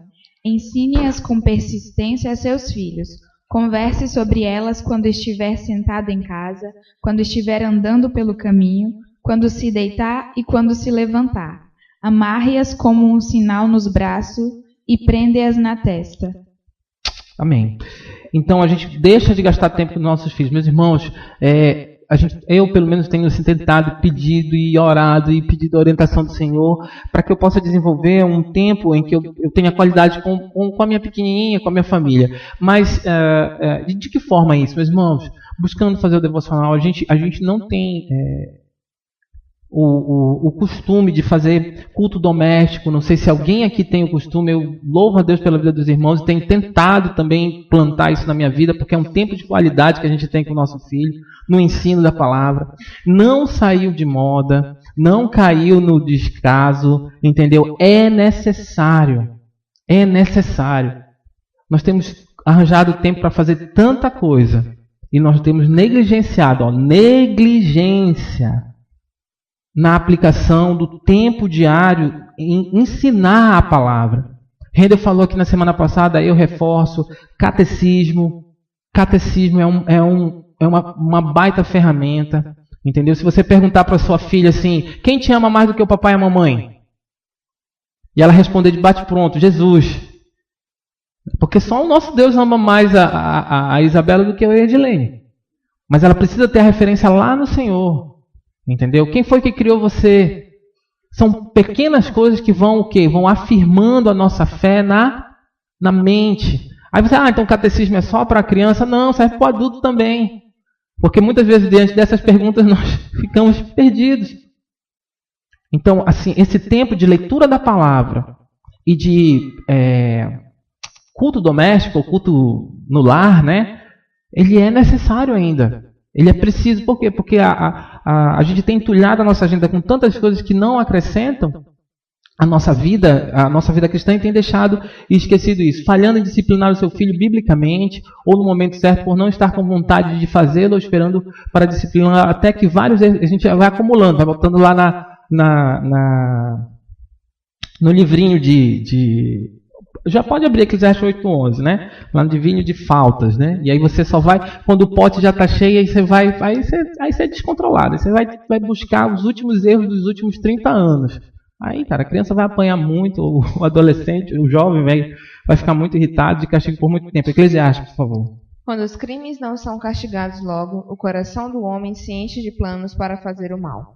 Então é puxado, é pesado. A disciplina física, ela é necessária. Ela é necessária. Qual o significado bíblico de instruir? Né? Aqui nós vamos fazer, como ele traz vários significados, a gente vai fazer um review sobre. Na primeira parte aqui, ele fala da instrução do filho, que é a janelinha de sempre. né? Porque ele vai mudar aqui, ele vai começar a falar de instrução aos filhos. Na janelinha que está aí, ele diz: instruir um filho no caminho do Senhor requer que você viva a cada momento com um propósito consciente e deliberado de agradar o Senhor. Nós precisamos observar isso. Na instrução dos nossos filhos, nós precisamos agradar a Deus, não a nós. Nós precisamos agradar a Deus na instrução dele. Isso está dizendo: olha, viva de forma que quando você for instruir seu filho, a sua instrução agrade a Deus. Então, o que você tem ensinado para o seu filho agrada a Deus? Essa é a instrução bíblica dos nossos filhos. Então ele vai falar qual o significado bíblico de instruir. Aí ele fala no Antigo Testamento. O termo básico para instruir significa também ensinar, disciplinar e admoestar. Eu coloquei isso lá no 1, né? Então vamos lá. No Novo Testamento tem vários termos que transmitem o significado de instruir e disciplinar. Aí você destaca treinamento. Ele colocou bem por aqui: admoestação, treinamento, instrução. E todos esses conceitos fazem parte o quê? Do aconselhamento. Treinar, instruir, admoestar, corrigir, disciplinar, tudo isso é aconselhar. É aconselhar de forma bíblica. Então, você precisa instruir o seu filho de forma bíblica. E ele coloca um fundamento bíblico para a instrução. Colossenses 3,16, por favor. Habite ricamente em vocês a palavra de Cristo. Ensinem e aconselhem-se uns aos outros com toda a sabedoria e cantem salmos, hinos e cânticos espirituais com gratidão a Deus em seu coração. Tá? Então, qual é a ideia aqui, meus irmãos? Que você precisa desenvolver um relacionamento amoroso. Para você instruir, você precisa desenvolver um relacionamento amoroso. Você precisa tratar com sabedoria. Você precisa ter um alvo de ver a outra pessoa completa em Cristo. Tá certo? Você precisa ter uma atenção individual. Eu queria que pegasse aqui 1 Tessalonicenses 5,14, que é um texto muito importante. Tá? Exortamos vocês, irmãos, a que advirtam os ociosos, confortem os desanimados, auxiliem os fracos, sejam pacientes para com todos. Então, a atenção individual. Você precisa tratar com seus filhos de forma individual, dando atenção individual, instruindo, treinando, disciplinando, de forma a dar uma atenção individual. Tá? A responsabilidade reconhecida de um líder espiritual. A gente precisa mostrar isso. Então, se eu perguntar aqui para os irmãos, não precisa levantar as mãos, mas se eu perguntar a todos aqui: você ama seus filhos? Você com certeza vai dizer que sim. Então, se você ama seus filhos, você precisa ter tempo para instruí-los. Porque você não instruí-los na forma como a Bíblia mostra é falta de amor. Porque ela diz que para você instruir, você precisa amar, você precisa gastar tempo. Então, se você ama, instrua, treine, mostre, busque na palavra como instruir o seu filho, como treiná-lo. Qual o significado bíblico de instruir? O conceito de instrução faz ainda parte do sentido mais amplo de ensinar, que também serve de base para o nosso estudo. Então, instruir também é ensinar. Instruir também é mostrar. Letra C. Agora vamos para o próximo ponto. Por que tanto os pais como os filhos necessitam de instrução bíblica? Está vendo? É para os dois. Não é só para o filho, nem só para o pai. É para os dois. Por que a gente precisa ser instruído na Bíblia? Porque a Bíblia ela ajuda a adquirir discernimento e entendimento verdadeiro. Eu vou passar aqui, tá, gente? Por causa dos textos, são vários textos em Provérbios. Eu acredito que todos fazem aquela disciplina de ler o livro de Provérbios pelo menos uma vez por ano, né? Se usar aquela de um dia para cada capítulo, um mês de 30 dias, você mata, 31 dias você mata o livro de Provérbios e pega todas essas instruções que estão aqui. Mas por que nós devemos ter a instrução bíblica, tanto para os pais como para os filhos? Por quê? Porque a Bíblia nos ajuda a adquirir discernimento e entendimento verdadeiro, cujo princípio é conhecimento de Deus e reverência a Ele. Porque a Bíblia ela dá vida àquele que aguarda. Porque a Bíblia ela ensina o bom procedimento, a justiça, o juízo e a equidade. Porque a Bíblia ela dá prudência aos simples e conhecimento e discrição aos jovens. Olha, discrição. Discrição. A Bíblia nos ensina a ser discretos, né? Aí você pega o textinho lá de Provérbios, de Provérbios 1,4, justamente a gente vai olhar isso. A gente não precisa ser espalhafatoso, não precisa ser descontrolado, não precisa nada disso. A Bíblia está nos ensinando a ser o quê? Discretos. Ela permite receber o conselho sábio e progredir no aprendizado. Ela previne a estultícia, a bobagem,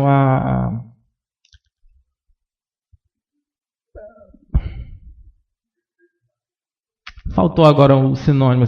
A malícia, né? Ela previne esse tipo de coisa, né?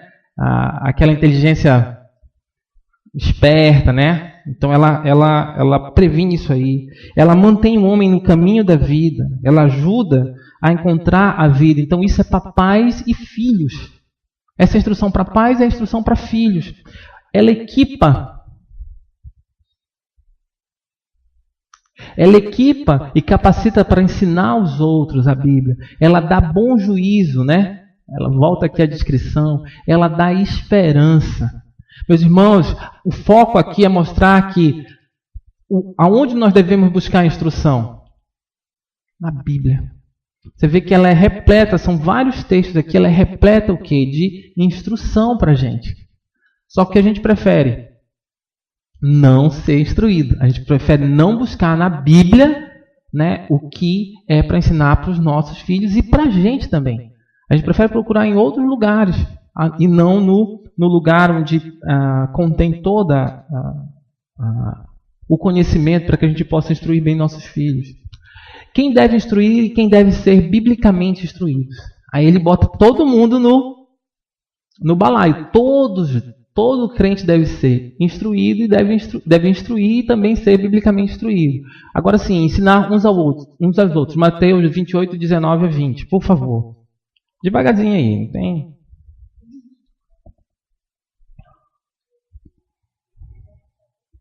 Agora a gente já consegue ler. Mateus 28, 19 a 20. Portanto, vão e façam discípulos de todas as nações, batizando-os em nome do Pai, do Filho e do Espírito Santo, ensinando-os a obedecer a tudo que eu lhes ordenei, e eu estarei sempre com vocês até o fim dos tempos. A grande comissão, né? Todo mundo precisa ensinar uns aos outros, né? Não tem muito para onde a gente correr, ou melhor, é a missão do cristão. Quem também deve ser instruído ou instruir, ensinar aqueles que desobedecem à palavra. Eu não botei o texto aí, então vamos lá para o 3. Estar prontos para apresentarem aos descrentes a razão da esperança que possui. 1 Pedro 3,15. Antes, santifiquem Cristo como Senhor em seu coração. Estejam sempre preparados para responder a qualquer pessoa que pedir a razão da esperança que há em vocês. Qual é a razão da esperança que há em nós? Se alguém chegar conosco, a gente consegue instruir biblicamente, né? Então essa é a atenção que a gente precisa ter. Quem deve instruir sendo instruído biblicamente? Os pastores, os professores devem liderar e ensinar o rebanho. Os anciãos também devem fazer isso, ele destaca aqui. Então Tito 2:1. Você, porém, fale o que está de acordo com a sã doutrina. Fale o que está de acordo com a sã doutrina. Para a gente falar o que está de acordo com alguma coisa, a gente precisa o quê? Conhecer. Então, como é que você tem instruído de acordo com a sã doutrina se você não conhece a sã doutrina? Se você não conhece a Bíblia? Como é que você instrui seus filhos se você não conhece o material para o qual você precisa instruir? Ou como é que você conhece, como é que um pastor, um professor, um ancião, como é que ele lidera o rebanho se ele não conhece a sã doutrina? Ele não lidera. Entendeu? Ele lidera conforme a mente dele. Está errado, porque o certo é que a gente instrua biblicamente. Olha aqui, as mulheres mais velhas devem ensinar as mais jovens. Olha só, meus irmãos, que coisa bem interessante. As mulheres mais velhas devem ensinar as mais jovens. A gente conhece aqui já o treinamento que a gente tem de Tito. Mas se as mulheres mais velhas não conhecem a sã doutrina, como é que elas vão ensinar as mais jovens? Né? Então, aí a gente pode pegar as mães. Se as mães não conhecem a sã doutrina, como é que elas ensinam as suas filhas? E da mesma forma serve para os pais. Se os pais não conhecem, como é que eles ensinam os meninos a sã doutrina? E aí eles vão aprender rapidinho lá fora. Então, para ensinar, meus irmãos, nós precisamos o quê? Conhecer. Nós precisamos conhecer. Os pais aqui, tá vendo? Que a gente já leu o texto lá de Deuteronômio. Os pais aqui devem ensinar os seus filhos. Os pais, o núcleo e principalmente o homem. Eu sempre tenho destacado que nós homens, precisamos puxar o ensino nas nossas casas. A gente precisa mesmo, tá? E ele vai falar agora do que a gente deve ensinar aos seus filhos, tá certo? Passei, né?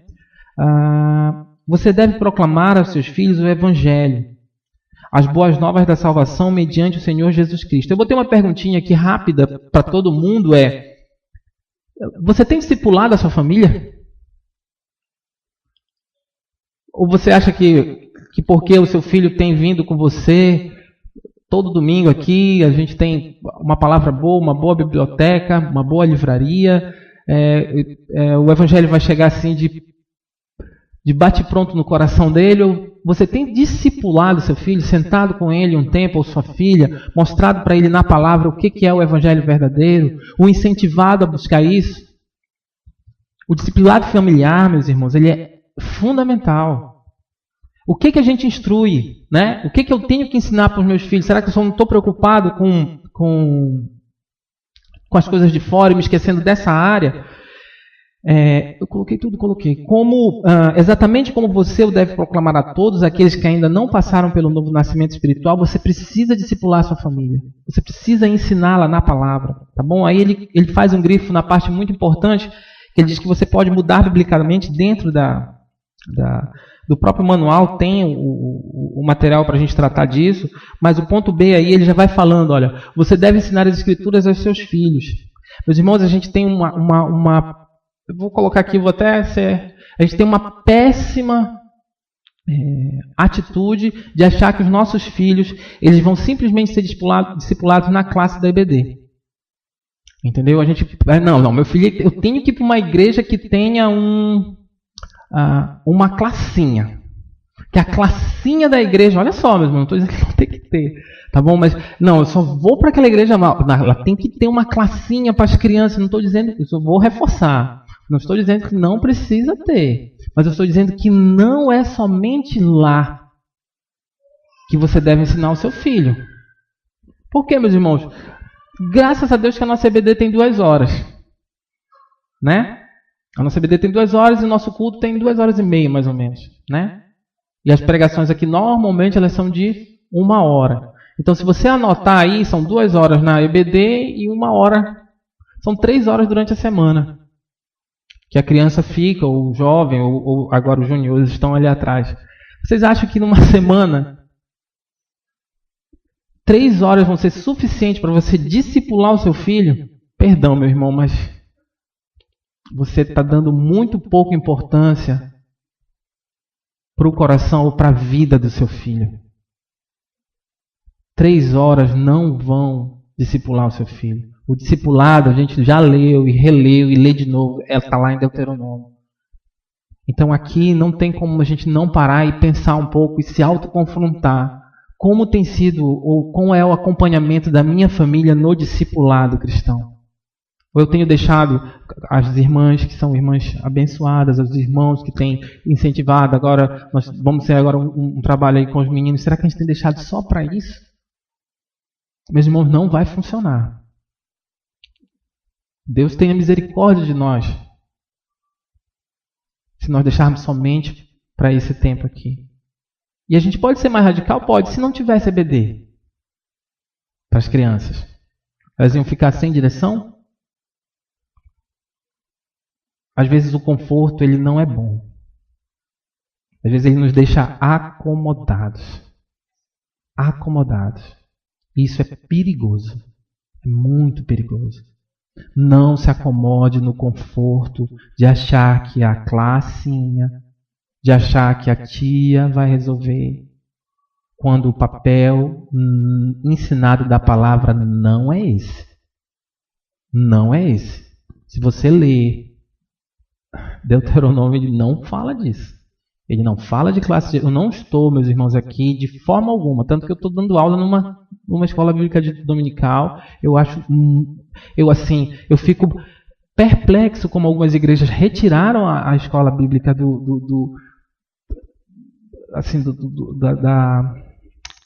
da agenda da igreja. Eu fico perplexo. Como é que funciona isso?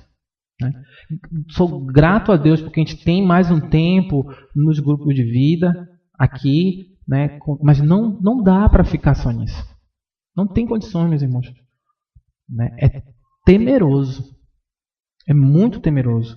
Então, como é que tem sido o nosso discipulado na nossa família? Essa é uma pergunta que fica e ela fica batendo aqui na minha cabeça. Ele coloca aqui, olha, separe momentos específicos para ensiná-los a estudar a palavra, tá bom? Eu vou fazer um fechamento aqui já. Ensine os seus filhos a palavra de Deus também em todas as oportunidades que surgirem. Você deve lhes ensinar a importância de confiarem no Senhor e serem praticantes da palavra de Deus, tá certo? E não tem para onde correr, meus irmãos, a gente precisa falar. Nós conseguimos arranjar tempo para ensinar os nossos filhos a estudar para a escola, para a aula de reforço. A gente coloca no comum, no inglês, coloca no balé, na natação. A gente acaba virando motorista de filho, né? Já prestaram atenção nisso? A gente é motorista de filho, né? Mas tudo isso, meus irmãos, será que isso tem perspectiva para a eternidade dele? Será que a gente tem se preocupado com o coração dele?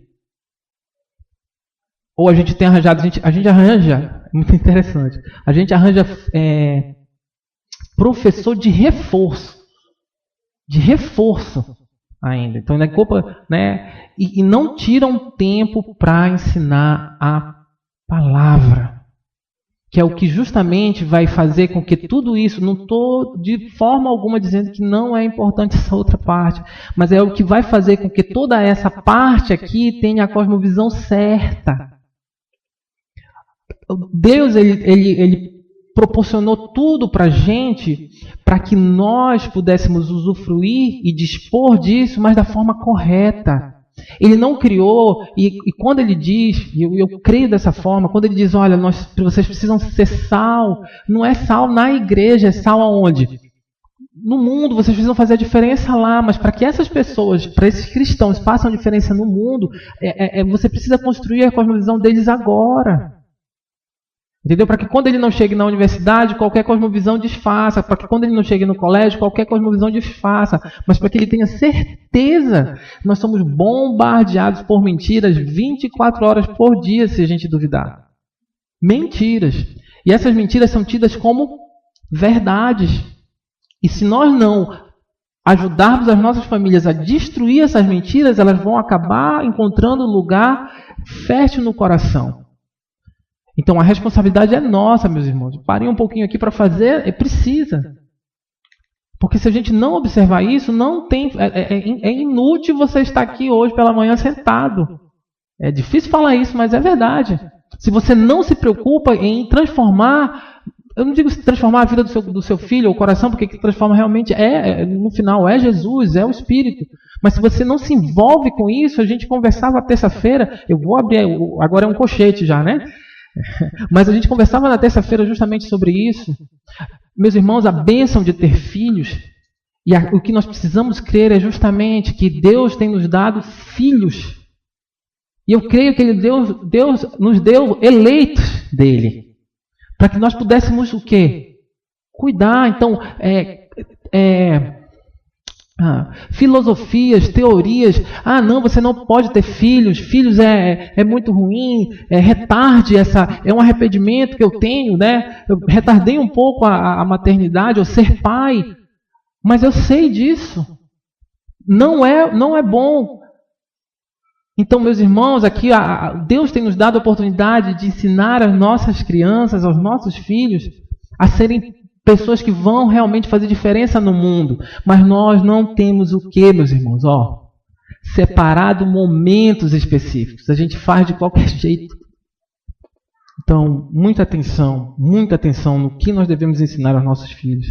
Você deve ensinar a importância de confiar no Senhor e serem praticantes da palavra. Você deve ajudar os seus filhos a entender a importância do retorno à obediência mediante a disciplina do Senhor.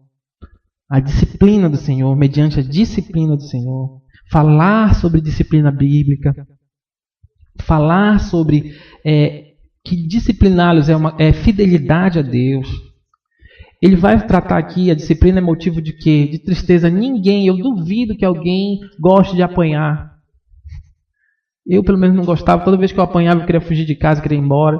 E eu fiquei lá, entendeu? Não é bom, não é agradável, mas no final ela faz efeito, ela tem retorno. Porque a disciplina é por conta do pecado. E o pecado também na vida da criança entristece o espírito. E por isso que ela deve ser disciplinada. Você deve julgar a si mesmo biblicamente em todo o tempo. Você deve conceder perdão imediatamente quando seus filhos expressarem arrependimento. Tá certo? Aqui volta a nós o revestir e despojar. Tá certo? Não tem como você não se revestir do que é correto, se despojar do que é incorreto para poder praticar isso aqui. Então, meus irmãos, você vai percebendo que se você realmente parou para fazer essa lição, sentou para fazer essa lição, entendeu? Eu acredito que ela mudou, ou ela precisa mudar a sua forma de encarar a vida e a criação e a instrução dos seus filhos. Ele fecha aqui, você deve ensinar os seus filhos a amarem a Deus. Amarem a Deus. E principalmente a demonstrar esse amor. Ponto 5. Como crente, de que forma você deve receber a instrução e o que deve fazer em resposta a ela? Tá certo? Isso é para os filhos. Isso é para os filhos, meus irmãos. Primeiro ponto, receba a palavra com humildade. Se vocês puderem me ajudar agora, eu vou querer os textos. Tá bom? Aqui Tiago 1:21, por favor. Tá? Então você deve ensinar isso. Como é que você recebe a instrução? Você recebe a instrução com orgulho, com revolta? Será que é isso que a palavra diz para a gente? Tiago 1:21, por favor. Portanto, livrem-se de toda impureza moral e da maldade que prevalece e aceitem humildemente a palavra implantada em vocês, a qual é poderosa para salvá-los. Humildade ou orgulho? Humildade. Retenha a palavra da vida, Filipenses 2:12-16. Vamos lá. Assim, meus amados, como sempre vocês obedeceram, não apenas na minha presença, porém muito mais agora na minha ausência, ponham em ação a salvação de vocês com temor e tremor, pois é Deus quem efetua em vocês tanto o querer quanto o realizar, de acordo com a boa vontade dele. Façam tudo sem queixas nem discussões, para que venham a tornar-se puros e irrepreensíveis, filhos de Deus inculpáveis no meio de uma geração corrompida e depravada, na qual vocês brilham como estrelas no universo, retendo firmemente a palavra da vida. Assim, no dia de Cristo, eu me orgulharei de não ter corrido, nem me esforçado inutilmente. E está dizendo para a gente, retenha a palavra. Quando você é instruído, como você deve responder essa instrução? Sendo humilde, retendo a palavra, compartilhando todas as coisas boas com aqueles que o instruem. Gálatas, vai lá, Tiago. O que está sendo instruído na palavra, partilhe todas as coisas boas com aquele que o instrui. Tenha na mais alta estima aqueles que cuidam de você e o instruem. Tessalonicenses 5:12-13. Agora pedimos a vocês, irmãos, que tenham consideração para com os que se esforçam no trabalho entre vocês, que os lideram no Senhor e os aconselham. Tenham-nos na mais alta estima com amor por causa do trabalho deles. Vivam em paz uns com os outros. Meus irmãos, olha só. Eu vou precisar dar uma paradinha aqui. Olha aqui, meus irmãos, como é que eu reajo? Como é que eu respondo quando me dizem aqui, tenham em mais alta estima aqueles que cuidam de você e os instruem. Será que eu sou revoltado, rebelde, quando alguém me diz, meu irmão, talvez você precise alinhar isso aqui, olha, a experiência diz que talvez isso aqui não é dessa forma, olha esse menino, você podia colocar dessa forma. E a gente diz, o que esse cara sabe, o que esse pastor está falando, né? O que esse irmão está se metendo aqui na minha vida, eu é que sei criar meus filhos e tal. Qual é a nossa resposta diante disso? Será que a gente age de humildemente? Será que a gente retém aquela palavra? Ou simplesmente a gente se revolta, é orgulhoso, soberbo, acha que sabe tudo e esquece o que foi falado e o que está ensinado? E esquece de ter mais autoestima. É muita atenção que a gente precisa ter a esses pontos, meus irmãos. Como é que eu recebo a instrução? Eu recebo a instrução com o coração aberto, que para, analisa, se autoconfronta e faz algum ajuste? Ou simplesmente eu não estou nem aí? Eu faço o ouvido do mercador, que entra por um ouvido e nem entra às vezes, né? A gente se fecha e nem entra. Então assim, tenham em autoestima. Guarde a instrução no seu coração e não a abandone. Provérbios 4, 20 e 21, por favor. Meu filho, escute o que lhe digo. Preste atenção às minhas palavras. Nunca as perca de vista. Guarde-as no fundo do coração. Agora a gente não vai mais ler os textos, eu vou só passar porque aí vai fechar o que a gente tem observado, para qual é a resposta a gente precisa dar para o que a gente instrui. Preste muita atenção na instrução. Ouça, não a negligencie para que você possa ser sábio e abençoado. Saia da presença dos astutos. Opa, desculpa. Valeu, pastor. Saia da presença dos estultos, porque eles não falam palavras de conhecimento. Onde é que tem sido o seu... qual é que tem sido o seu meio maior de comunhão? Será que você vive no meio dos estultos, daqueles que não falam palavras de conhecimento? Você expõe sua família a esse tipo de relacionamento? Saia daí. Como homem sábio, considere que os seus passos, não acredite ingenuamente em tudo e em todos como faz o simples, aquele que não teme a Deus. Então, esse monte de livro que tem chegado, não estou falando dos livros que a gente tem colocado aqui, mas de livros de autoajuda, livros de como criar filhos, há algum tempo atrás, e existe. Tem um livro muito bom, ele é muito bom, ele trata a criança dentro de um ambiente bem controlado, ele não é cristão, mas diz assim, como criar crianças francesas? Como educar crianças francesas. Entendeu? Então lá é um livro assim, meus irmãos, se vocês olharem as crianças francesas, elas são crianças, entendeu? Um livro bom, um livro de instrução bom, mas também há muito livro péssimo. Muito livro péssimo. E que a gente acaba comprando. Que a gente acaba comprando aquela nova teoria, né? Aquele novo programa, aquele novo enlatado. Mas o melhor de como educar crianças francesas é como educar filhos que estejam submissos a Deus. E aí automaticamente a gente vai ter, não vou dizer automaticamente, mas a gente vai ter dado princípios básicos para que essas crianças sejam melhores, para que esses filhos sejam melhores e que eles sejam o quê? Eles retenham a instrução. Seja um praticante da palavra para que você receba as bênçãos do Senhor. Conhecer a palavra e praticar é o mais importante. Como você deve instruir os seus filhos? A pergunta continua. Viva como um crente exemplar, demonstrando sempre o amor bíblico. Os dois textos que você pode marcar são esses, não precisa ler. Mas como você deve instruir seus filhos? Meus irmãos, se você consegue ler, isso foi uma coisa que eu aprendi com um pastor. Se você consegue ler, você consegue ensinar seu filho. Se você consegue ler a Bíblia, você consegue ensinar seu filho. Mas se você não lê a Bíblia, você está com meio caminho não andado para não ensinar seu filho. Nessa área de criação de filhos, meus irmãos, Deus nos deixou bem revelado. Ele não nos deixou às cegas. Ele nos revelou bastante coisa. Ele nos deu bastante direção. Então, lembre sempre disso. Como você deve ensinar os seus filhos? Viva como um crente exemplar. E um crente exemplar, ele lê a palavra. Você deve instruir os seus filhos com diligência em todo o tempo e em todas as situações. Ele é baseado em Deuteronômio. Eu não coloquei aqui, mas é em cima de Deuteronômio 6. Tá? Você deve ter uma atitude de servo para com seus filhos. Já foi falado isso aqui. Sem impor a sua autoridade com arrogância. Já foi falado aqui. Então, como é que você instrui os seus filhos? Sendo servo. Entendendo que você está prestando um serviço cristão ao seu filho. Não com arrogância, né? A gente sempre fala daquele vídeo que tem que o pai achava que ele já sabia tudo, né? Então ele não precisava mais ir para IBD, lembra?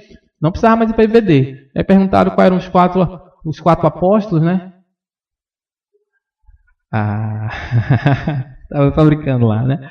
E aí ele saiu lá com uma piadinha e disse que o nome de um era Stuart, né? Não tem nada a ver. Aí, entende? Então, assim, a gente deve ensinar a criança com atitude de servo, porque a gente está prestando um serviço cristão ao outro.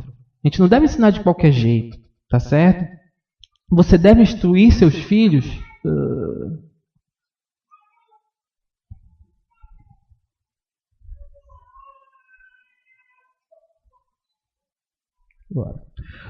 Você deve instruir os seus filhos sem hipocrisia e sem usar linguagem de bajulação para os manipular ou atingir fins egoístas. Tá certo? Ele coloca com muita propriedade isso aí. A gente não deve ficar bajulando, nem... não, porque assim, tem muito... Não, eu quero que meu filho seja um crentinho mesmo e ele tenha os 10 mandamentos decorados, que é bom, ele tenha o Salmo 23, ele fale o Salmo 1, mas só por um sentimento egoísta, só para eu mostrar para os outros que eu estou criando aquele robozinho ali. Não é isso. Entendeu? Não é esse o sentimento que deve ter nos nossos corações quando nós instruirmos os nossos filhos. Você não deve buscar glória para si mesmo. Esse nós vamos ler, que é 1 Coríntios 10, 31. Você não deve buscar glória para si mesmo ao instruir os seus filhos, mas deve glorificar ao Senhor por meio da sua vida e do seu ensino. 1 Coríntios 10, 31, por favor. Assim, quer vocês comam, quer bebam, quer façam qualquer outra coisa, façam tudo para a glória de Deus. Então, tudo para a glória do nosso Senhor. Só a Deus toda a glória, né? Você deve evitar contendas. Olha só. Ao corrigir seus filhos, seja amável, paciente, mesmo quando ofendido e manso. Mesmo quando ofendido e manso. Com a ternura de uma mãe que cuida dos seus filhos e com a profunda afeição, você deve oferecer não apenas a palavra de Deus, mas a própria vida. Meus irmãos, isso é muito, muito importante. A gente deve corrigir com amor. Não deve corrigir só com a mão pesada. Você deve amar os seus filhos e para isso você precisa corrigi-los. Letra G. Você deve treinar os seus filhos para que sejam discípulos fiéis de Cristo. Você deve treinar os seus filhos para que sejam discípulos fiéis de Cristo. Lembre-se de que todos os princípios bíblicos que se aplicam ao seu ministério com outros também se aplicam à instrução dos seus filhos. Qual a importância que nós temos dado para isso aqui? Qual a importância que nós temos dado? Será que a gente tem discipulado, ensinado os outros com tanto envolvimento e deixado a instrução da nossa família de lado?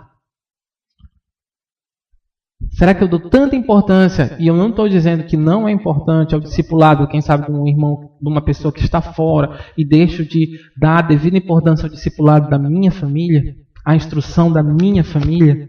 Esses são pontos que a gente precisa sempre lembrar, o discipulado das nossas famílias. E ele coloca aqui, no item 1, para criar os seus filhos no caminho de Deus, você deve ter a palavra de Deus como a única autoridade. 2 Pedro 1, de 3 a 4, por favor. Seu divino poder nos deu tudo de que necessitamos para a vida e para a piedade, por meio do pleno conhecimento daquele que nos chamou para a sua própria glória e virtude. Então ele nos deu tudo que nós precisamos para o conhecimento e para a piedade. Seguir o exemplo deixado por Jesus Cristo. O ponto 2 vai falar, diante de cada atividade ou responsabilidade que os seus filhos devam cumprir, instrua-os da seguinte forma.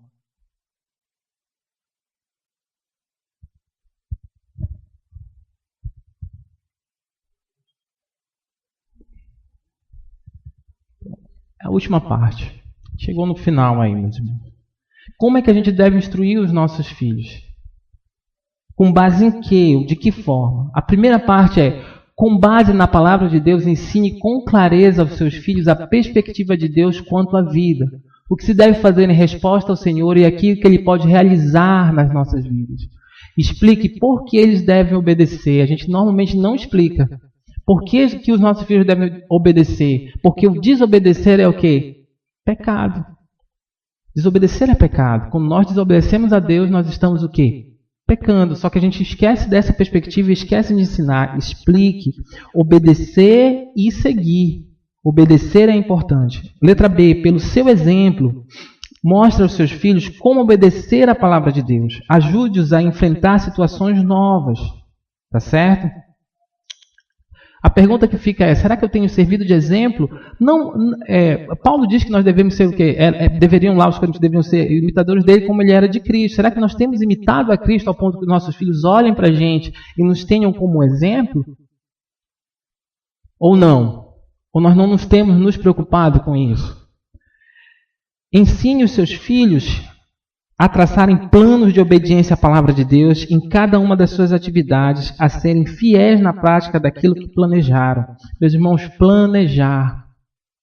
Planejar. Isso aqui os irmãos norte-americanos lá, eles têm muito isso, né? De criar um plano, criar uma lista, porque isso é bom, isso nos força a prestar atenção detidamente para algumas coisas que a gente deixa passar. Então, isso é muito bom para a gente ensinar as crianças. Elas planejarem cada passo, inclusive planejarem, como nós devemos também, quando nós erramos, a colocar, não, poxa, o que eu tenho que fazer para voltar a ser constante? Lembra lá do início?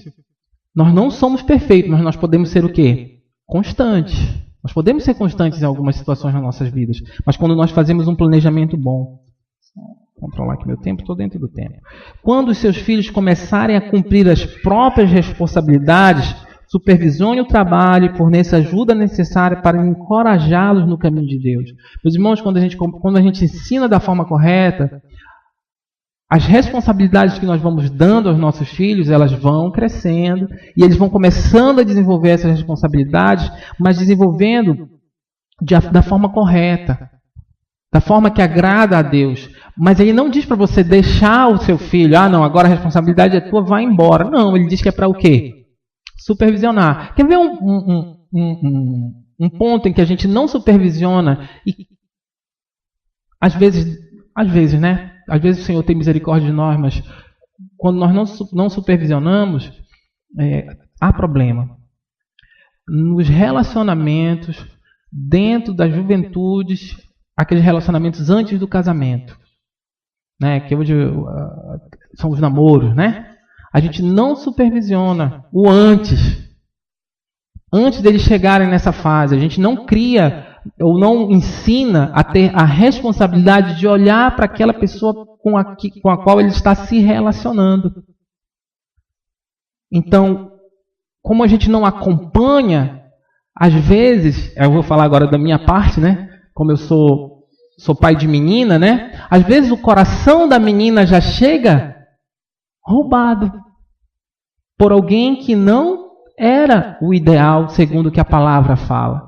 Só que a menina já foi conquistada. Então, às vezes, o pai ele só vai ser o quê? Ele vai ter que... Puxa, mas o coração já foi roubado. Ela já está apaixonada por aquele homem. Entendeu? E ele por ela, e agora? E aí você vai observar a vida e você não supervisionou e não ensinou da forma correta, você perdeu a oportunidade. Então, são áreas em que nós devemos dar responsabilidade aos nossos filhos, mas nós devemos também supervisionar. Então, se nós preparamos a moça ou o rapaz antes, durante o processo, talvez nós não tenhamos surpresas. Sabe o que acontece? Às vezes a gente é surpreendido com um marmanjo lá, né? Que não tinha nada a ver com o que você queria, mas com o que você não ensinou. E aí, meus irmãos, complica. Aí complica. Então, as responsabilidades elas devem ser dadas, mas elas devem ser supervisionadas. Para que você possa ir ajudando. né, para que você possa ir ajudando. E o último ponto é, quando os seus filhos alcançarem a maior firmeza num estilo de vida bíblico, desafie-os, encoraje-os, ensine-os e os ajudem a encontrarem oportunidades para discipular outros. A ideia aqui é que não pare no seu filho.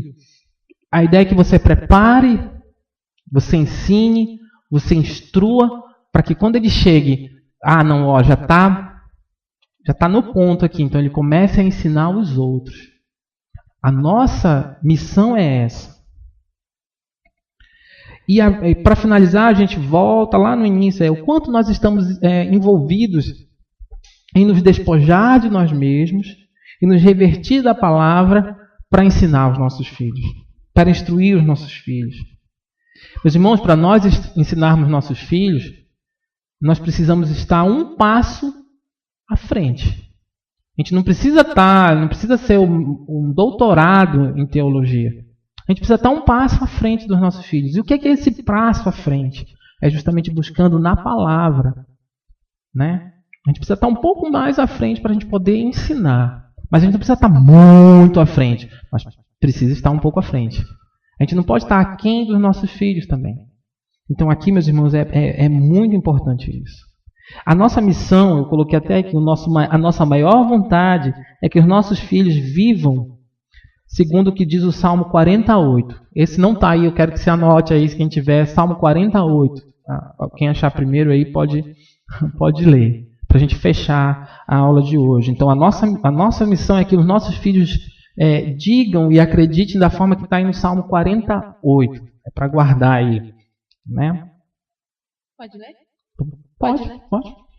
Tenho grande alegria em fazer a tua vontade, ó meu Deus. A tua lei está no fundo do meu coração. Então, que nós tenhamos essa missão, de que os nossos filhos digam o que está escrito aí no Salmo 48. Né? Que a palavra e que a vontade dele é fazer o que o nosso Deus tem para nós. Vamos orar? Pai, obrigado, Deus, porque Tu nos dá a Tua palavra como direcionamento para todas as áreas da nossa vida, Pai. Nos ajuda, ó Deus, a não provocar a ira no coração dos nossos filhos. Nos ajuda, ó Deus, a instruí-los, ó Pai, conforme o que a Tua palavra diz, da forma bíblica de fazê-los, ó Pai amado. Nos confronta sempre, ó Deus eterno, com a Tua palavra e nos ajuda, Pai, a sermos mais responsáveis, a sermos mais disciplinados, ó Pai, a não negligenciarmos o ensino da Tua palavra nas nossas famílias, ó Deus. Nos ajuda. Em Teu nome, Jesus, eu agradeço e em Teu nome eu peço. Amém.